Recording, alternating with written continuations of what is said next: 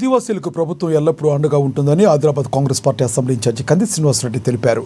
ఆదివారం కలెక్టర్ చౌక్ సమీపంలో ఆదివాసీ భవన నిర్మాణానికి ఆయన డీసీబీ చైర్మన్ అడ్డి భోజారెడ్డి, మాజీ ఎంపీ సాయం బాపు రావులతో కలిసి భూమి పూజ నిర్వహించారు. నియోజకవర్గానికి మంజూరైన ప్రత్యేక అభివృద్ధి నిధుల ద్వారా ఈ భవన నిర్మాణం చేపడుతున్నట్లుగా వివరించారు. వీలైనంత త్వరగా భవన నిర్మాణం పూర్తి చేసేలా కృషి చేస్తామన్నారు. నియోజకవర్గ అభివృద్ధికి నిధులిచ్చి ప్రోత్సహిస్తున్న ప్రభుత్వానికి మంజూరు చేయడంలో కృషి చేస్తున్న మంత్రి సీతక్క, జిల్లా ఇన్ఛార్జి మంత్రి జూపల్లి కృష్ణారావు ఇతర మంత్రులకు కృతజ్ఞతలు తెలిపారు. వారి సహకారంతో నియోజకవర్గానికి మరిన్ని నిధులు తీసుకురావడంలో తన వంతు ప్రయత్నం చేస్తానని తెలిపారు.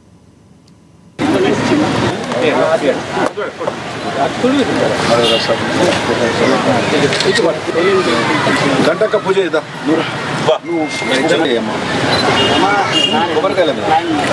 ఆదివాసీ రేవంత్ రెడ్డి గారి నాయకత్వం. ఈరోజు ఎస్డి స్పెషల్ డెవలప్మెంట్ ఫండ్ నిధుల కింద ఆదివాసీల కోసం 5 లక్షల రూపాయలు ఎస్డిఎఫ్ నిధుల్ని కేటాయించేటువంటి అదృష్టం నాకు దక్కింది. దీనికి నేను మనస్ఫూర్తిగా గత ఇన్ఛార్జిగా పనిచేసినటువంటి మా అక్క మంత్రివర్యులు పంచాయతీరాజ్ రూరల్ డెవలప్మెంట్ మంత్రి గారు సీతక్క గారు, ప్రస్తుత ఇన్ఛార్జిగా ఉన్నటువంటి కాంగ్రెస్ ఆదిలాబాద్ ఇన్ఛార్జిగా ఉన్నటువంటి మంత్రి గారు జూపల్లి కృష్ణారావు గారికి నేను ప్రత్యేకంగా ధన్యవాదాలు తెలియజేస్తా ఉన్నాను.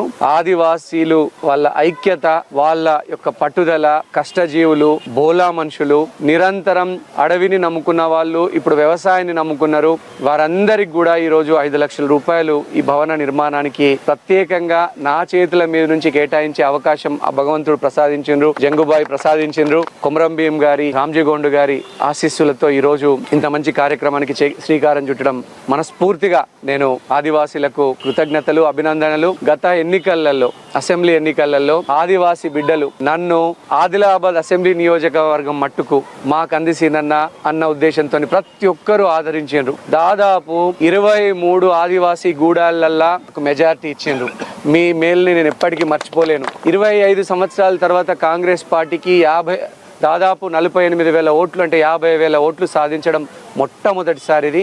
మీ అందరి ఆశీర్వాదం వల్లనే ఇది సాధ్యమైంది, మీ కృషి వల్లనే సాధ్యమైంది. మీ బిడ్డగా నేను ఎప్పుడు మీకు అందుబాటులో ఉంటా. మీ సమస్య లేదున్నా కూడా అటు సీతక్క గారి దృష్టికి కానీ, ఇన్ఛార్జ్ మంత్రి జూపల్లి కృష్ణారావు గారి దృష్టికి కానీ, ముఖ్యమంత్రి రేవంత్ రెడ్డి గారి దృష్టికి కానీ తప్పకుండా తీసుకెళ్తా.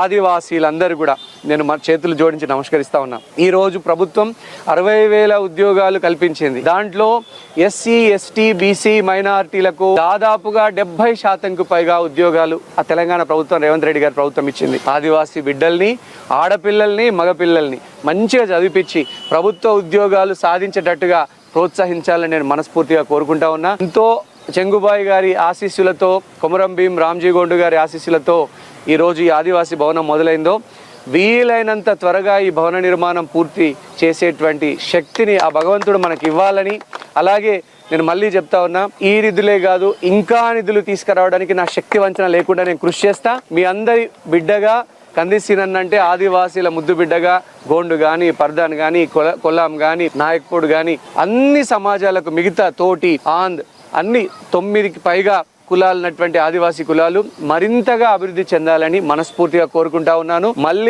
మరిన్ని కొన్ని నిధులతోని మీ ముందుకు వచ్చే అవకాశం భగవంతుడు ప్రసాదించాలని మనస్ఫూర్తిగా కోరుతా ఉన్నాను. మీ ఈ కార్యక్రమాన్ని విజయవంతం చేసిన మీ అందరికీ కూడా ధన్యవాదాలు తెలియజేస్తా ఉన్నాను.